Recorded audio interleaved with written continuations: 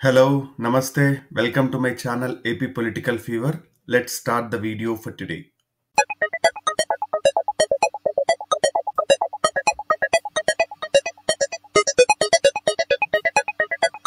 So మనం already 135 పైగా assembly కాన్స్టిట్యుయెన్సీల ఎన్నికల సర్వే అండ్ ప్రెడిక్షన్ వీడియోస్ చేసాము. ఎవరైనా కావాలనుకుంటే please go head and watch it. ఈ వీడియోలో వచ్చేసరికి మనం రాజమండ్రి రూరల్ నియోజకవర్గం గురించి చూద్దాము. ఇది జనరల్ కాన్స్టిట్యుయెన్సీ. రాజమండ్రి పార్లమెంట్ పరిధి కిందకి వస్తుంది. ఉమ్మడి ఈస్ట్ గోదావరి జిల్లా కింద ఉండేది. ఇప్పుడు కొత్తగా ఫామ్ అయిన ఈస్ట్ గోదావరి జిల్లా కిందకే వస్తూ ఉంది. ఇక్కడ కులాల వారీ ఓట్లు ఎలా ఉన్నాయి అని చూస్తే కాపు సామాజిక వర్గం అత్యధికంగా దాదాపు 45,000 మంది ఈ నియోజకవర్గంలో ఉన్నారు. ఎస్సీలు దాదాపు 50,000 మంది ఉన్నారు. దీంట్లో మాదిగ సామాజిక వర్గం, మాల సామాజిక వర్గం రెండూ కలిపి అని చెప్పొచ్చు. ముస్లింలు దాదాపు 8 నుంచి 10,000 మంది వరకు ఉన్నారు. వెలమ సామాజిక వర్గం దాదాపు 10,000 మంది ఉన్నారు. యాదవ సామాజిక వర్గం 15,000 మంది ఉన్నారు. షెట్టిబలిజ సామాజిక వర్గం దాదాపు 55,000 మంది ఉన్నారు. దేవాంగ సామాజిక వర్గం 20 నుంచి 25,000 దాకా ఉన్నారు. సో షెట్టిబలిజ సామాజిక వర్గం, ఎస్సీలు, కాపులు ఈ నియోజకవర్గంలో అత్యధికంగా ఉంటారని చెప్పొచ్చు.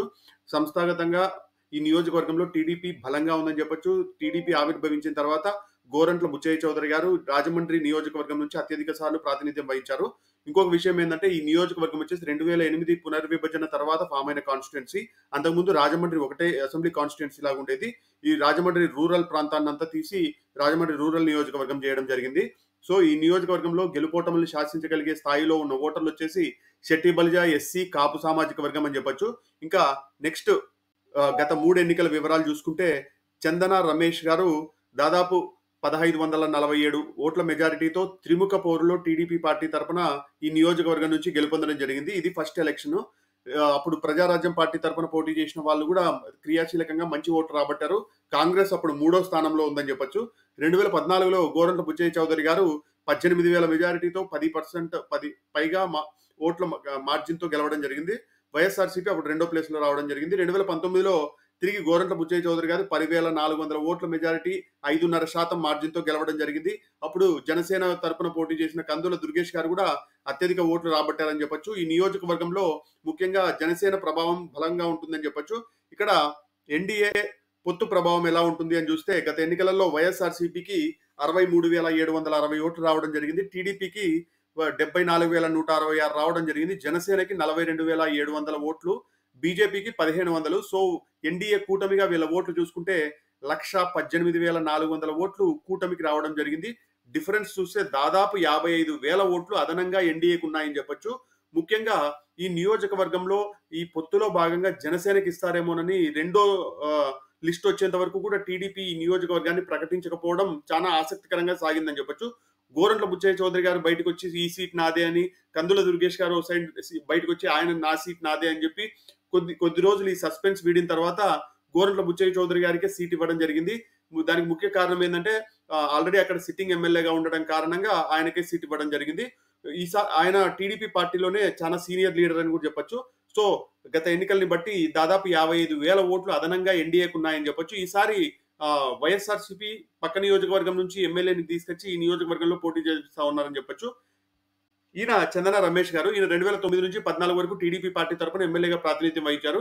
దాని తర్వాత గోరంట్ల బుచ్చయ్య చౌదరి రూరల్కి మూవ్ అయిన తర్వాత ఈయన ప్రస్తుతానికి వైఎస్ఆర్సీపీలో వీళ్ళ ఫ్యామిలీ ఉందని చెప్పొచ్చు. వీళ్ళ కొడుకు గారు ప్రస్తుతానికి వైఎస్ఆర్సీపీ తరపున ఉన్నారు. కానీ అంత పట్టు అదంతా లేదని చెప్పొచ్చు. క్రియాశీలకంగా జనాల్లో తిరగడం లేదని కూడా చెప్పొచ్చు. నెక్స్ట్ గోరంట్ల బుచ్చయ్య చౌదరి గారు ఈయన 2014 నుంచి ఇప్పుడు సిట్టింగ్ ఎమ్మెల్యేగా టీడీపీ తరపున ఉన్నారు. ఈయన అంతకుముందు రాజమండ్రి ఉమ్మడిగా ఉన్నప్పుడు కూడా ఆ అసెంబ్లీ కాన్స్టిట్యుయెన్సీ నుంచి చాలా 83, 85, 89 చాలా సార్లు అసెంబ్లీకి ప్రాతినిధ్యం వహించడం జరిగింది. సో ఈయన టీడీపీ పార్టీలోనే సీనియర్ లీడరు. చంద్రబాబు నాయుడు గారి కన్నా ముందే టీడీపీ పార్టీలో ఉన్నారు. ఇంకొకటి ఏంటంటే ఈయన అసంతృప్తి పాపం 2014లో మినిస్ట్రీ వస్తుంది అనుకుంటే 2014లో కూడా మినిస్ట్రీ రాకపోవడం కొద్దిగా మాట దురుసుగా ఉంటుందని చెప్పొచ్చు. సో ఇది ఈయన ప్లస్ సీనియర్ లీడర్గా మంచి గుర్తింపున్న లీడరు, రాష్ట్ర స్థాయిలోనే మంచి గుర్తింపున్న లీడర్ అని చెప్పొచ్చు. నెక్స్ట్ రాజమండ్రి రూరల్ తరపున ప్రస్తుతానికి వైఎస్ఆర్సీపీ తరపున చెల్లుబోయిన వేణుగోపాలకృష్ణ గారికి వైఎస్ఆర్సీపీ టికెట్ ఇవ్వడం జరిగింది. గోరంట్ల బుచ్చయ్య చౌదరి గారు టీడీపీ పార్టీ తరపున పోటీ చేస్తూ ఉన్నారు యథాలాగా. సో వేణుగోపాల్ కృష్ణ గారు ప్రస్తుతం సిట్టింగ్ మినిస్టర్ గా ఉన్నారు జగన్ గారి గవర్నమెంట్ లో. ఆయన పక్క నియోజకవర్గం నుంచి ఈ నియోజకవర్గానికి రావడం జరిగింది. అక్కడ పిల్లి సూర్యప్రకాష్ గారికి సీట్ ఇవ్వడంతో ఆయన ఈ నియోజకవర్గానికి రావడం జరిగింది.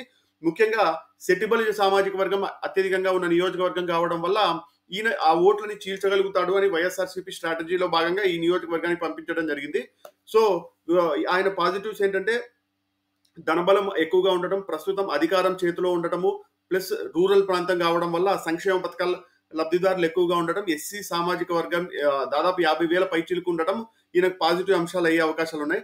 నెగిటివ్ ఏంటంటే పక్క నియోజకవర్గం నుంచి ఇక్కడికి వచ్చారు, నాన్ లోకల్ అనే ముద్ర బలంగా పడ్డము, గోరంట్ల బుచ్చయ్య చౌదరి గారితో ఢీ కొట్టగలుగుతాడా అంత సీనియర్ లీడర్తో అనేది ఒకటి నెగిటివ్ అయ్యే అవకాశాలు ఉన్నాయి. ఇంకొకటి వచ్చేసి పెద్దగా అభివృద్ధి ఈ 5 ఏళ్లలో అభివృద్ధి జరగకపోవడానికి కారణం వైఎస్ఆర్సీపీ అని గోరంట్ల బుచ్చయ్య చౌదరి గారు ఎదురు చెప్తా ఉన్నారని చెప్పొచ్చు. సో ప్రస్తుతానికి ఆయన సిట్టింగ్ ఎమ్మెల్యేగా ఉన్న అభివృద్ధి కార్యక్రమాలు లేకపోవడానికి కారణం కేవలం వైఎస్ఆర్సీపీ ప్రభుత్వమే అని చెప్పినట్టు ప్రొజెక్ట్ చేస్తా ఉన్నారు. సో అది నెగిటివ్ అయ్యే అవకాశాలు ఉన్నాయి. ప్లస్ జనసేనతో పొత్తు కూడా కారణంగా ఈ నియోజకవర్గంలో టీడీపీకి అదనపు అడ్వాంటేజ్ ఇస్తా ఉందని చెప్పొచ్చు. ఇంకో సైడ్ గోరంట్ల బుచ్చయ్య చౌదరి గారికి ఏంటంటే ఆయన జీవితాశయం మంత్రి కావాలని.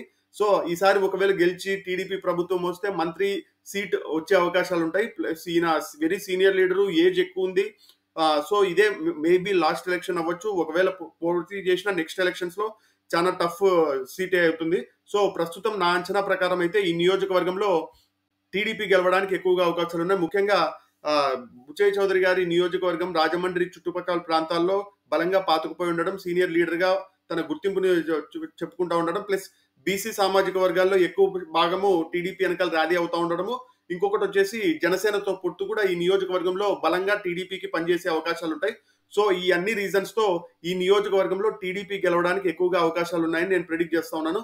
ఒకవేళ మీరు కానీ ఈ ప్రిడిక్షన్ తో ఏకీభవిస్తే లైక్ చేయండి. అలాగనే ఏకీభవించకపోతే వైఎస్ఆర్సీపీ గెలుస్తుంది అనుకుంటే వైఎస్ఆర్సీపీ అని కామెంట్ చేసి ఎందుకు గెలుస్తుందో 2-3 రీజన్స్ చెప్పండి. సో అలానే చాలా మంది చూస్తా ఉన్నారు కానీ సబ్స్క్రైబ్ చేసుకోవట్లేదు. Please try to subscribe. Have a good day. Thank you. By.